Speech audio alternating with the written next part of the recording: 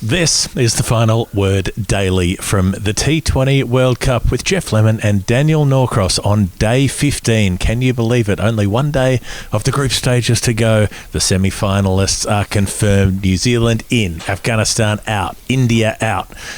Daniel, can you tell us about the Afghanistan-New Zealand game in the space of 30 seconds or less? Afghanistan chose to bat first because that's the way they always go about things. Totally failed to understand the brief, which was that they needed to win and win hugely in order to get a sufficiently large net run rate to make it even remotely possible that India wouldn't qualify by not beating Namibia as much as they needed to. In failing to do so, they also set a pitifully tiny total, which New Zealand cantered to victory. Although there were a few moments when we wondered if maybe they'd given themselves a modestly too much to do. But in fact, they hadn't, because Kay Williamson knew exactly what he was doing from beginning to end. That's basically the story of the match. New Zealand, I felt like they had earned the right to play a boring match, or a boring innings at least. I mean, their bowling wasn't boring. Their quicks off the top were terrific again. Southey, Bolt, Milne all picking up a wicket early, and suddenly Afghanistan 3 for bugger all, and teams rarely recover from that early on. The run chase was the more boring bit, but I suppose we'll come to that in a moment. But it was an arm wrestle of a game. It was like a chunk of a one-day international being played by Afghanistan, except for Najibullah Zadran, who is playing in his 6th World Cup across the formats. Like he's been on the circuit, this fella. He knows how it's done, but he was the one who came out swinging today and stayed there for most of the innings. Well, he got 73 off 48, I think, and all the other Afghan batters combined got 46 off 72. So it was like he'd read the brief, and he really did go for it. I mean, he was assisted by a rare moment of poor captaincy from Kane Williamson, I thought, who brought on the left-arm spin of Santner straight into his hitting arc, and then he pumped a couple of sixes. It got the innings kind of going briefly. But at the other end, everybody found it difficult to bat on that surface, didn't they? Which was a bit of a surprise, because we've seen runs come more freely in Abu Dhabi before, but it was slow. It was a tired pitch, I guess, because they've been used so much, and batters from both sides didn't get anywhere near really Najibullah's strike rate. The disappointment for me, I wanted to see more of Gurbaz. I liked him a lot in this tournament. He's a really exciting prospect, but I think I was just perplexed by the fact that, you saw what South Africa did yesterday against England. They understood that they needed to score a lot of runs if they were going to have any chance of getting through, and yet there were sort of long periods of time when experienced Afghan batters were sort of just propping and pushing and missing. I mean, Nabi was striking at about 65 for a lot of that innings, and at the other end you've got this guy whacking it to all parts. So really good from him. Really good bowling, you're dead right. I mean, New Zealand's, isn't it weird, New Zealand's approach? The 3 seam bowlers, 2 overs each from Milne, Southey, Bolt in the power play.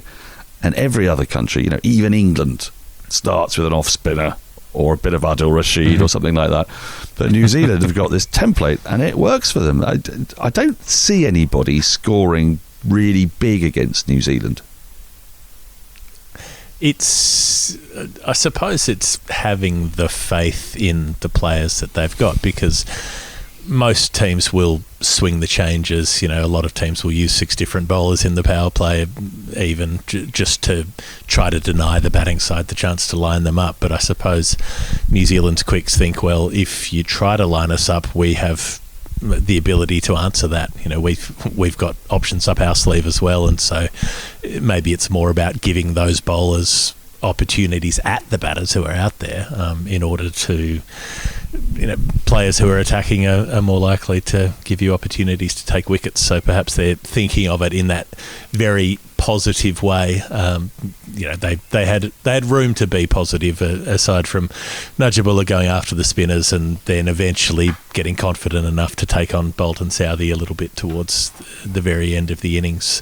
But it's a different sort of approach when they bat. Guptill and Mitchell come out and go as hard as they can from the top, but as soon as those two are out, it was Williamson and Conway going, run a ball, That's all we need to do from here, and just see out the innings with a couple of red inks and keep it as low drama as possible. I really liked that when the rate got to around about 7, which was about the most dangerous it did get to. Conway decided, okay, I'm going to do a calculated assault with some sweeps, pick up a couple of boundaries, then it's back down to 6.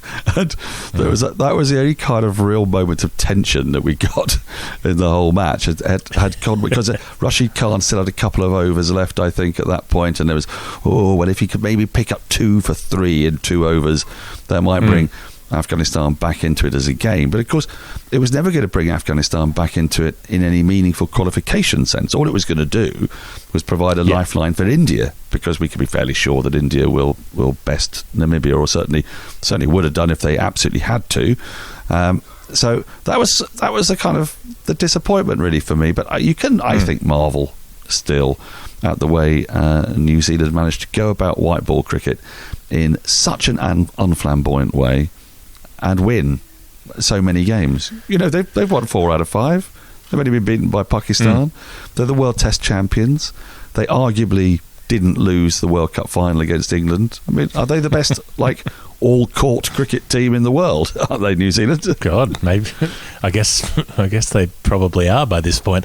Afghanistan deflating, a bit disappointing at this end of the tournament after qualifying for the main draw. They seemed jaded, I suppose. After, I felt like they had a sugar high after smashing the 2 weaker teams in their group early on, and then had a massive sort of terrible Tuesday crash after coming up against the sterner opposition, and looked a bit listless and out of sorts today. But it was nice that at least they finished off with a couple of classic Afghan dismissals, with Mujib getting the carom ball to go straight on and deck away a little bit and take the nick behind, and then Rashid Khan bowling the really fast googly that zipped in and beat Guptill's shot across the line and smashed into his stumps. So a couple of iconic dismissals to end things off and finish their tournament.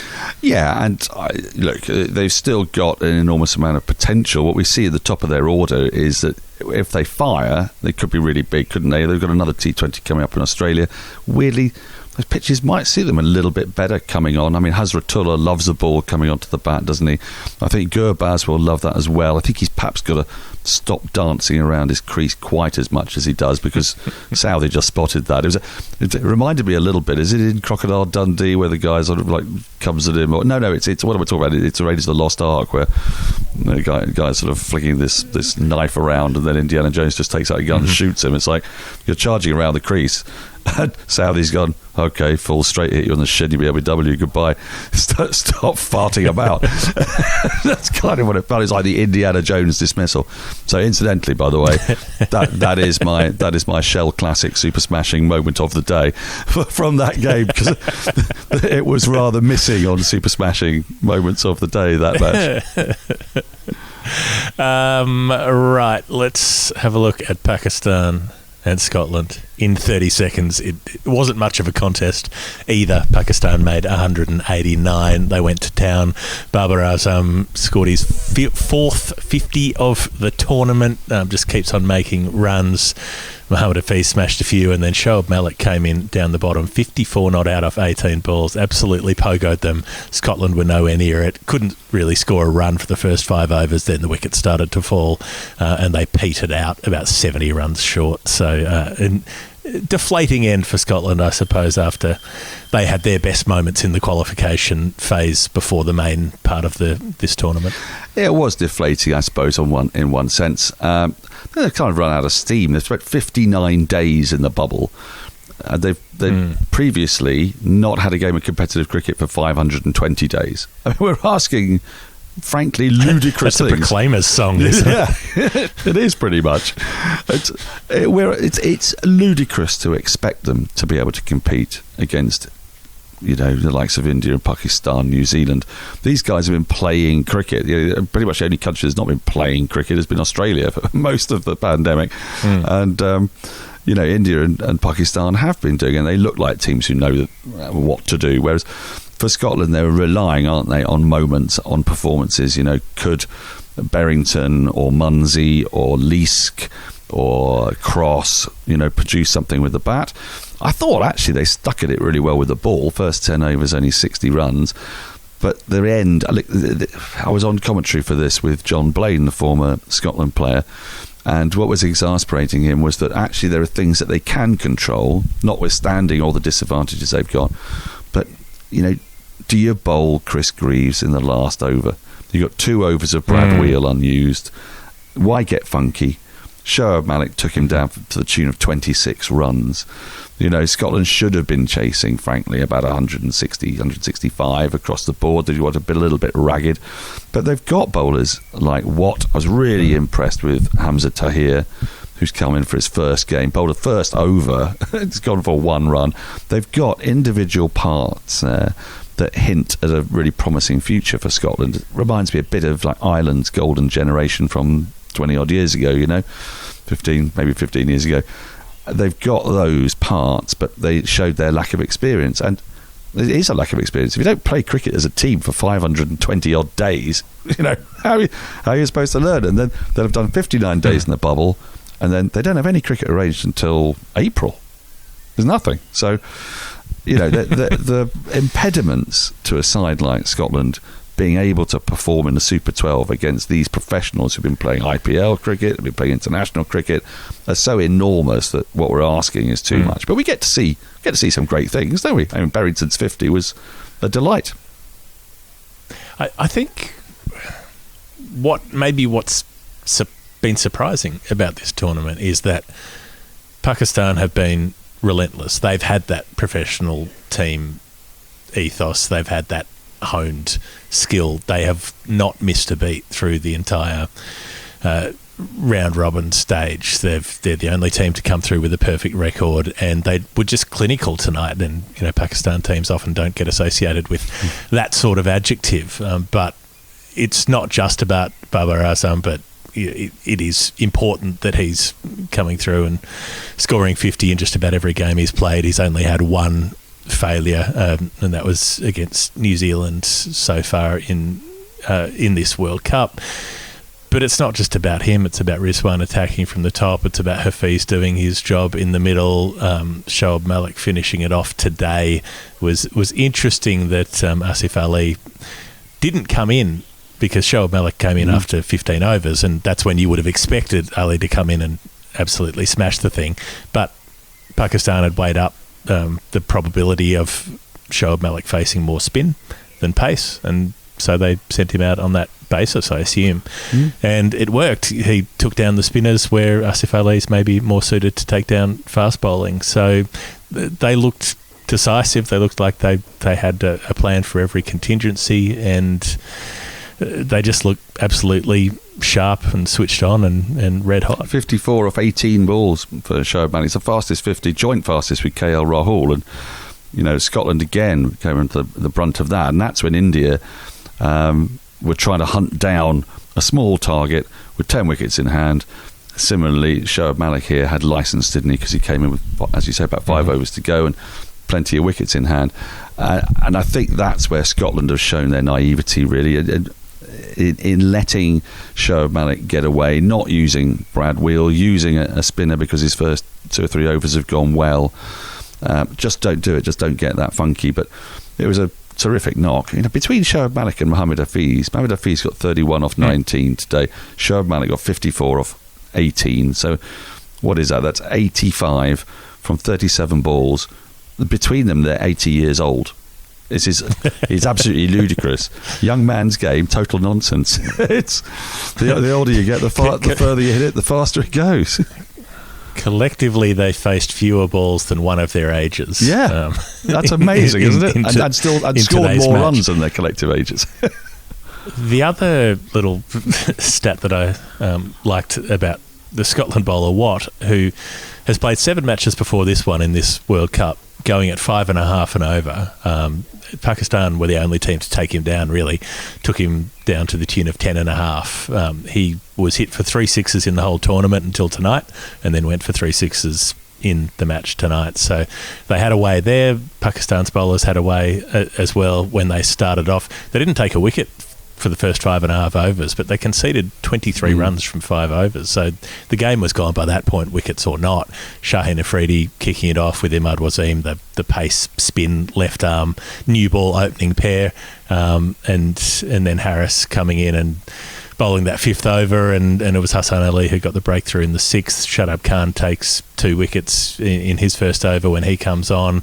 They've got so much variety, so much ability to change depending on what's needed in the innings, and they should be able to eat some teams up in the next couple of games. Well, they've got Australia next, haven't they? So we know the semi-final lineup. First up, England against New Zealand, which I think is a really interesting clash of styles, actually. England, who started the competition taking loads of wickets, but now having lost Tymal Mills, now having also lost Jason Roy, it's going to be just a slightly different focus. There's going to be a bit more pressure on their batting lineup, and they're going to be back to the old England in white ball cricket, which is sort of, we get 190, you get 180 type thing. Try to blast them by getting as many runs as possible because they've got that power. Whereas New Zealand, they've got those 3 fast bowlers, got a very sensible top order. You can't get 3 wickets in the power play against them very easily. They play a more conservative brand with the bat, but they're just devilishly difficult to get away with the ball. So you've got that contrast. And then Pakistan against Australia, I think that's a game I'm looking forward to more, I've got to say, because Pakistan have been so much fun. They're the only side that's unbeaten. And Australia, well, it was only about a week ago that Steve Waugh was calling for a review because Australia was so far behind English cricket. They've won 4 out of 5. England won 4 out of 5. South Africa won 4 out of 5. They're perfectly good. They're fine. Stop panicking. You're okay.